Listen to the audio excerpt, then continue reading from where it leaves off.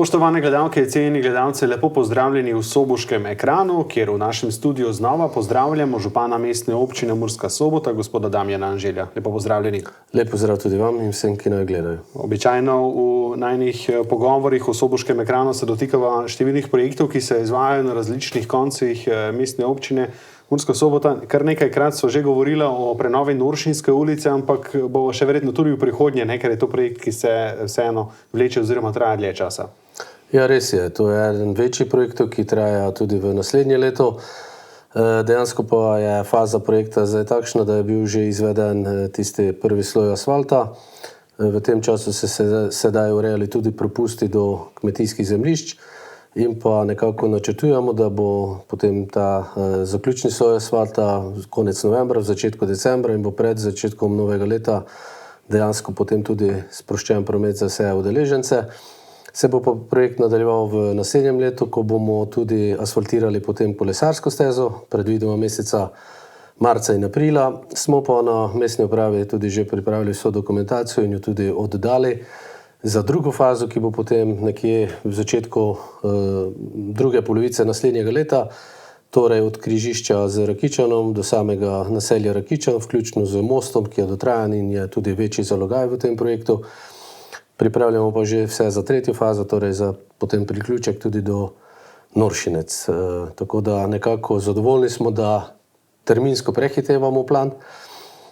To je tudi nekako posledica, da je cesta lahko bila zaprta za ves promet in so dela nemoteno potekala, kakor tudi, da cestišče financiramo iz proračuna mestne občine, torej niso financerskih sredstev, ki jih je potrebno potem čakati. Sofinancerska sredstva pa iz celostnih teritorijalnih naložb imamo zagotovljena za kolesarsko stezo in nas veseli, da terminsko poteka tako, kot smo si zadali, torej še hitreje in pa da smo ostali v vseh teh finančnih okvirih v skladu s podpisano pogodbo. Ta cesta je precej pomembna povezava tako za številna podjetja, ki delujejo na tistem območju, pa tudi, kot ste dejali, proti Rakičanu in sosednji občini Noršinci, vas Noršinci, ki je torej v sosednji občini Moravske Toplice. Drži, to je ena od padnic. Prav tako na tem mestu delujejo gospodarski subjekti in na tem mestu zahvala njim za strpnost, potrpljenje, kakor tudi vsem občanom in občankom in tistim, ki prihajajo v naše mesto, ker vseeno je zdaj že nekaj časa ta cesta pod popolno zaporo, torej se je treba posluževati obvozov in pa na tem mestu torej tudi zahvala vsem za potrpljenje. Morda, če poveva, kakšna je vrednost teh del, ki se izvajajo v okviru tega naročila in koliko od tega bo sofinanciranih? Kot sva rekla, je cestišče popolnoma strošek mestne občine Murska Sobota, kolesarska steza je pa financirana v 80%, torej tukaj smo kar nekaj sredstev pridobili iz teh evropskih projektov, vrednost pa je 1 200 000, nekaj čez 1 200 000 evrov.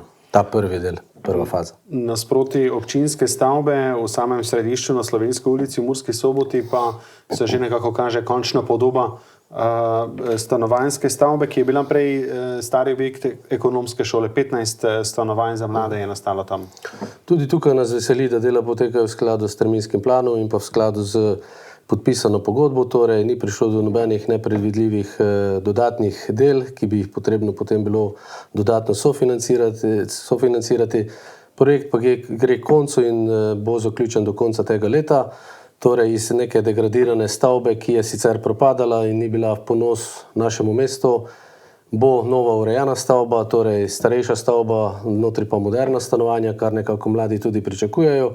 Je pa potrebno tudi povedati, da bo eno stanovanje povsem prilagojeno invalidni osebi, tako da tudi ta vidik smo nekako imeli v mislih in zadnjič sem si ta stanovanja tudi ogledal in lahko povem, da je prostor zelo dobro projektiran, dobro izkoriščen in tudi že v razpisih smo že poiskali nove stanovalce, ki bojo verjetno z veseljem tudi potem se vselili v ta stanovanja. Torej so že oddana vsa stanovanja ali je še kakšno prostor, kakšni so tukaj postopki? Bil je pravkar zaključen ta drugi poziv oziroma razpis, žal pa še nimam sedaj rezultatov, ampak verjamem, glede na število vlog, da so se našli tudi tisti, ki so izpolnjevali vse pogoje in bojo potem tudi lahko stanovanja prevzeli. Prednostno torej gre predvsem za mlade oziroma mlade družine, če smo prav razumeli. Tako je, tu smo se orientirali na mlade, da jim do določene starosti ponudimo možnost za bodisi prvo stanovanjsko rešitev in pa potem tudi, da se ta stanovanja potem sproščajo in da mladi vedno znova dobijo priložnost in s tem tudi verjamem, da bojo to torej izkoristili, kajti glede na velikosti stanovanj in tudi, da so stanovanja povsem na novo urejena, smatramo, da je tudi cena ekonomsko vzdržna in tudi njim prilagojena, da si bojo to lahko privoščili. Mestna uprava je pred kratkim objavila tudi vest oziroma novico o zasaditvi drevoreda v Ciglenskih grabah.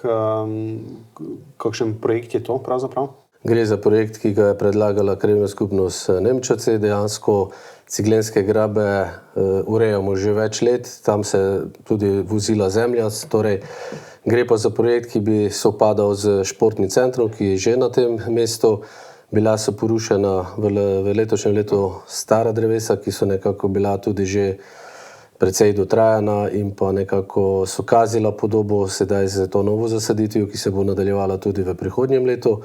In dejansko želimo to območje celovito potem urediti kot tudi nek del parka, kjer bojo občani lahko tudi izkoriščali svoj prosti čas in kot je bilo povedano skupaj z športnim objektom, ki tam je nekako tvorila neko lepo celoto zaokroženo tudi v tem primestnem naselju oziroma tudi v obrobju oziroma vpadnici v našo občino.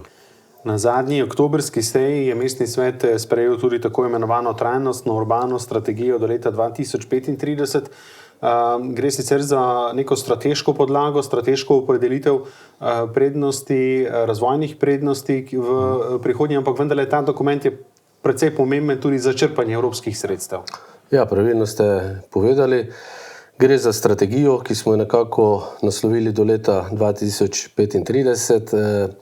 Slogan te strategije pa je Mestna občina Murska Sobota, občina visoke kakovosti bivanja za vse, tako da strategija zajema vse družbene skupine, torej mlade, starejše, delovno prebivalstvo in nekako naslavlja smer, kamor želimo v prihodnje, torej poudarek je na tej kakovosti bivanja v naši občini, tako za naše občane, kakor tiste, ki k nam prihajajo. Res pa je, da v strategiji ne moreš zajeti čisto vseh projektov, kar ne pomeni, da se določeni projekti ne bojo izvedli, ampak je predvsem smer, potem pa z nekimi nižjimi akti, izvedbenimi in pa seveda v skladu z proračunskimi zmožnosti bo tudi intenziteta teh projektov oziroma samih dogajanj, ki bojo se zvrstili v naši občini in ki bojo to kvaliteto tudi potem določali. Je pa res tudi, da so bili pozvani vsi deležniki tudi k soustvarjanju te strategije, da so dajali tudi svoje predloge. Na nekaterih teh javnih tribunah je bilo več ljudi, na drugih manj. Tudi anketa je bila izvedena in pa 2 meseca je bila končna verzija tudi v javni razpravi, tako da ocenjujemo, da so vsi občani imeli možnost tudi soustvarjati to strategijo in je pa izvedbeni akt, torej tudi akt, ki je nujno potreben za samo izvedbo teh projektov iz celostnih teritorialnih naložb, torej za kolesarsko stezo Bakovci do Kležuje, potem za Noršinsko cesto, kot smo povedala, prenovo Delavskega doma, prenovo Sokolskega doma, tako da akt nekako, ki je potreben tudi za črpanje teh evropskih sredstev. Prav tako oktobra pa se je zgodil tudi nek pomemben premik, kar se tiče regijskih razvojnih sredstev. To so tako imenovani dogovori za razvoj regij, to so torej sredstva slabih 40 milijonov, ki bi jih naj v prihodnjih letih prejela pomurska regija, ki pa se mora nekako po domače povedano sama zmeniti, za katere projekte jih bo namenila. Tukaj je svoj projekt predlagala tudi Mestna občina Murska Sobota. Drži, že sam naziv, da je to dogovor, torej potrebuje, da se župani o tem tudi in vsi deležniki, torej tudi predstavniki nevladnih organizacij, gospodarstva, nekako potem dogovorijo, uskladijo, ker gre za glasovanje in dejstvo je, da so bili prijavljeni določeni projekti, ki so nekateri že izpadli, sedaj grejo tudi ti, ki so bili potrjeni v ponovno presojo na ministrstva. Mi smo prijavili Talent Center, torej kompetenčni park Soboško jezero, o katerem smo že tudi v prejšnjih oddajah nekaj povedala. Je pa dejstvo, da nekako se nismo odločili za projekte, ki nekako zajemajo mobilnost in pa zeleno infrastrukturo, kajti te projekte imamo mi sredstva iz celostnih teritorialnih naložb in ne bi bilo niti korektno do ostalih, da potem tukaj pariramo ostalim občinam, kajti nekako se zavedamo, da je to denar vseh občin, torej za projekte, ki nekako bi bili regijski.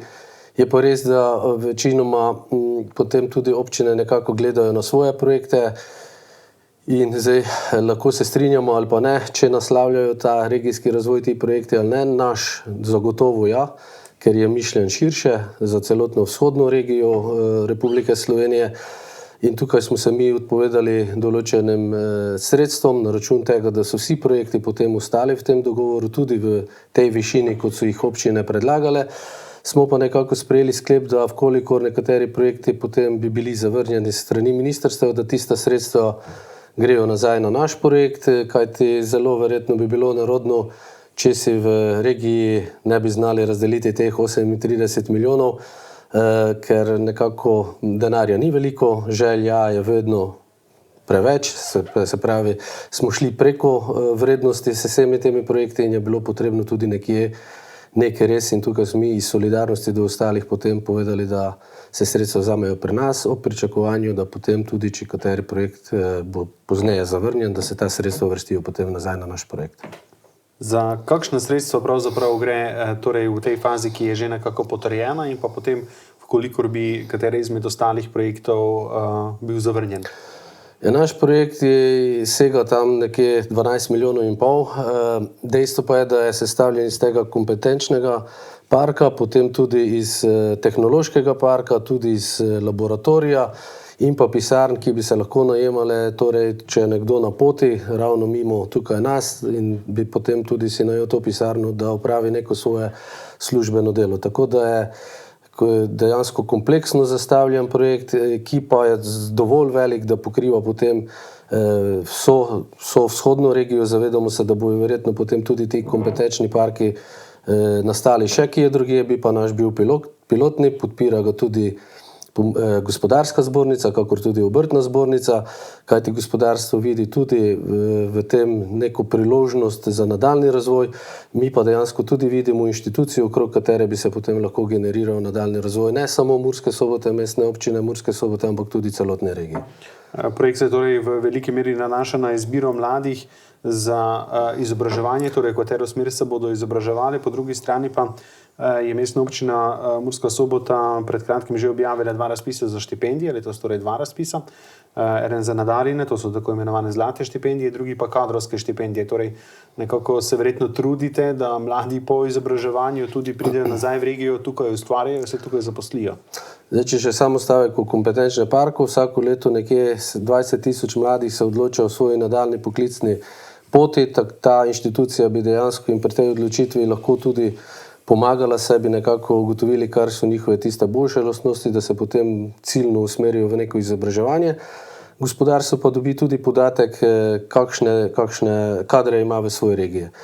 Ravno iz tega naslova smo potem tudi pristopili skupaj z Pomursko gospodarsko zbornico k prenovi štipendijske politike, kjer se nekako orientiramo na se pravi te kadrovske štipendije in sofinanciramo te štipendije tudi gospodarstvenikom.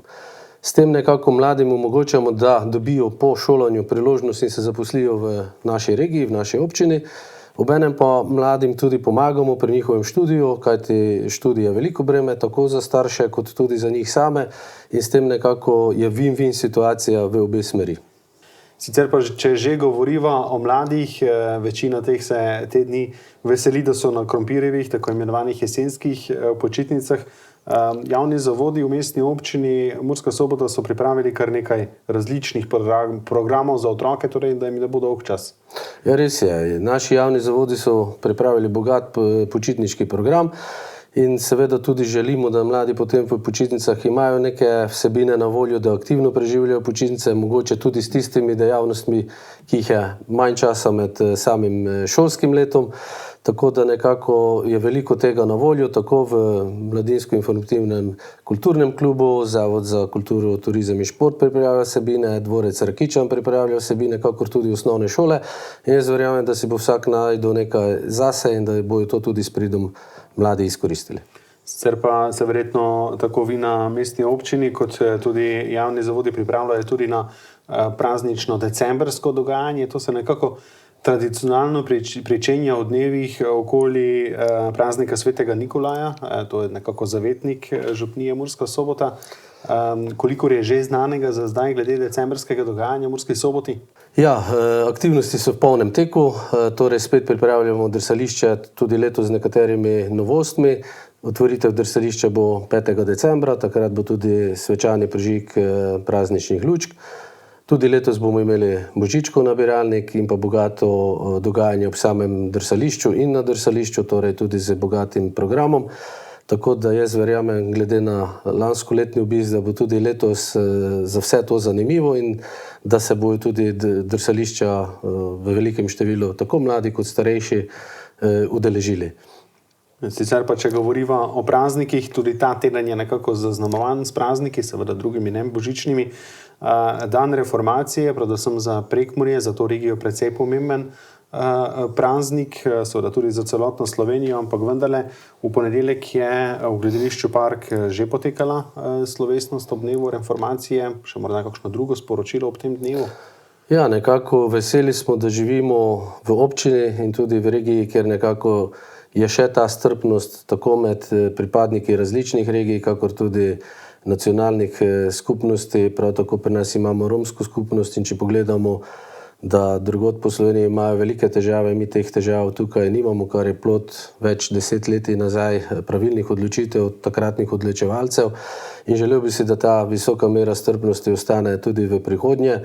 Seveda, kot vse druge praznike, smo se tega praznika v gledališču Park nekako spomnili in obenem bi rad vsem pripadnikom, občanom evangeličanske verske skupnosti zaželel lepe praznike in iskrene čestitke. Naj bo to primeren zaključek najnega tokratnega pogovora. Najlepša hvala za obisk v našem studiu. Hvala tudi vam za povabilo. Hvala tudi vam, spoštovane gledalke in gledalci, za pozornost. Nasvidenje.